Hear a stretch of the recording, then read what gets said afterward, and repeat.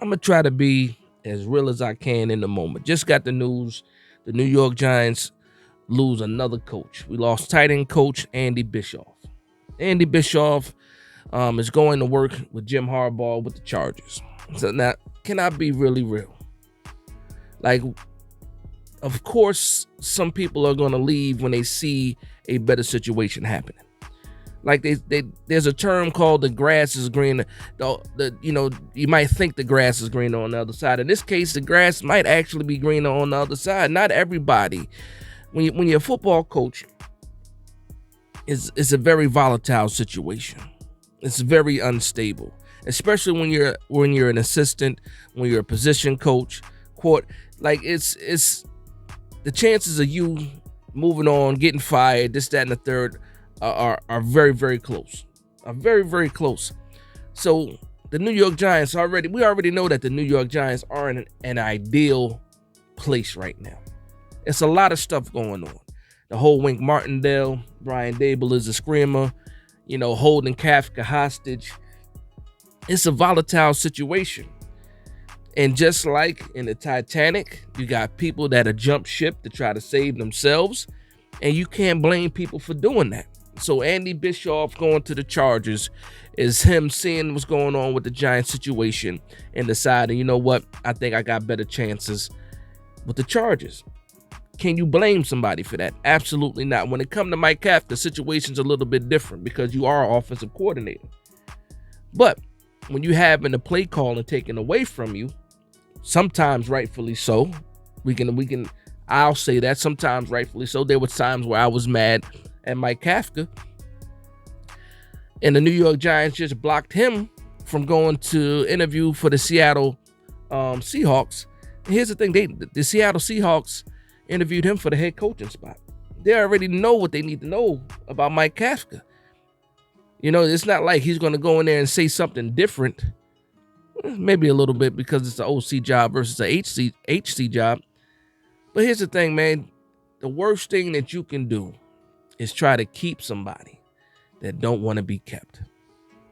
As an organization, if you have employees that do not want to be there, that are not happy, you got to let them go. For the morale of the organization. It just hurts everything. And then it doesn't help, with the beat writers writing what they write, bloggers typing what they type, situations like that. It is what it is. People like me going on the internet and making our comments felt. And again, who am I? You just listen to another guy that's a fan of the New York Giants at the end of the day. My opinion is not more valued than yours. I like to discuss. I like to debate. I like to argue sometimes if it comes to that. But at the end of the day, I tell you how I feel in the comments down below. You guys tell me how you feel. If you know me in other social media platforms, I'm easy to find when it comes to communicating. We talk New York Giants football. But to me, I'm sitting in this situation like, this is why you have assistant coaches. You build I always talk about building a farm when it comes to these players. You got to draft well. You got to have players ready to take some other players' spots. The same thing goes for coaching. If I got a tight ends coach and I have an assistant tight end coach, I would hope or assume that I'm grooming that assistant tight end coach to either move on for a tight end coach position somewhere else, or if in case I lose my tight end coach, I have that guy that I can bring up. That's that, and to me, that's what I think that's what an assistant is. You're prepping somebody to go from the assistant to the guy. Same thing in real life work. You have your assistant managers and your managers, and if everything is going correctly, if your manager leaves, that assistant manager should be able to take over the job. I'm not saying this 100%, but you should have a good idea of what you have already in-house so that you might interview outside, but you already know you got somebody right here waiting to go. So this whole coaching situation, guys leaving, especially if it's not the head coach, coordinators are a little bit different than the position coaches, but there's always somebody looking for an opportunity in the NFL. It's so hard to crack into the NFL. Well, not for everybody. Some of these guys just have connections, But I guarantee there's somebody willing to be the tight ends coach for the New York Giants, and a good coach. There's a lot of good coaches out here on every level. So you can't tell me that there's not a tight ends coach. So if we lose Andy Bischoff, and here's the thing, Andy Bischoff, how worried are you? Or is it just that, because of everything else that's going on, we care so much about the tight end coach Andy Bischoff going to the Chargers? We're looking for the storyline so much. We're trying to connect the dots. The man left for a better situation. That's clear as day. You comment on it, you talk about it, and then you move on. But, this just shows you how bad this organization is. This and tell me something that I don't know. Tell me something that we know that the New York Giants right now is not the ideal place for players, for coaching candidates. We know it already. Who's going to be in here to sit here and fight on the way down? Like I said, it's like the Titanic. You got people that jump ship, and you got people that try to save the ship. Now, listen, this ship might go down. But the one thing about sports is, no matter how many times the ship goes down, how many regimes get turned over, how many coaches get fired, it's never really the end. Especially when you're a fan, especially if you're a New York Giants fan. We done seen a lot of lows. A lot of lows. I just think about me. All my life, I've seen 4 Super Bowls. Well, I've seen 5 Super Bowls. We lost one of those. But the majority of my life as a New York Giants fan, it's been more bad teams than good teams. Like, really, more bad teams than good teams. Like these spells that we're going through, we had a spell in the 90s. We had a spell in the 2000s. We did get our 2 Super Bowls, and, we got a bad spell in the 2010s, and now we're in the 2020s, it's 2024. And we're sitting here like, when is it going to be our turn as a New York Giant? And for some of the young fans out there who only remember the last Super Bowl, because there's a lot of them that just remember the last Super Bowl, I feel sorry for those guys. Because to them, it probably really feels like the end of the world. But for a guy like me, I'm old with it. I done seen this time and time again. So the New York Giants need to do one thing. And then only one thing matters in all of this is you got to go into the 2024 season and you got to win games. You got to win games. That's it. And if you can't win games, no matter who's coaching, no matter who's playing, the regime will get turned over. That's what's going to happen.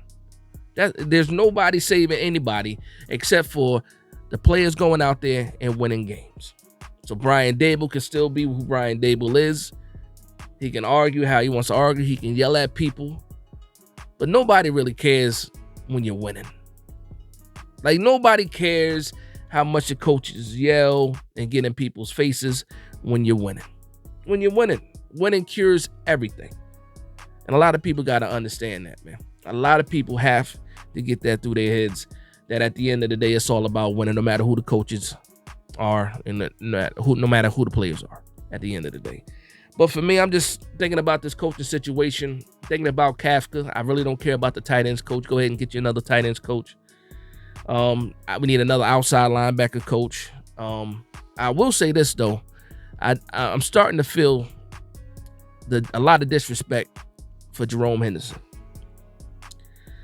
Like, not only are you interviewing guys for the DC role, you're interviewing a lot of defensive back coaches that you're considering for the DC role. Yes, you interviewed Jerome Henderson. I know you did.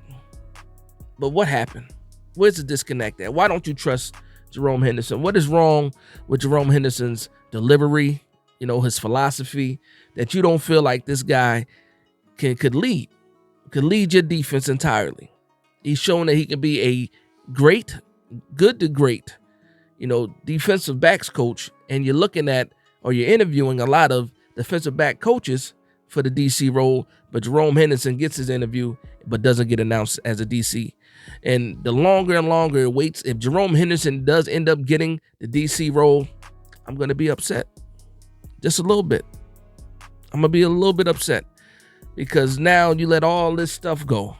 Let all this stuff go. You've interviewed a lot of people, but at the end of the day, you go right back to Jerome Henderson. Not after 4 or 5 days, not after a week. It's almost been a 3-week process now.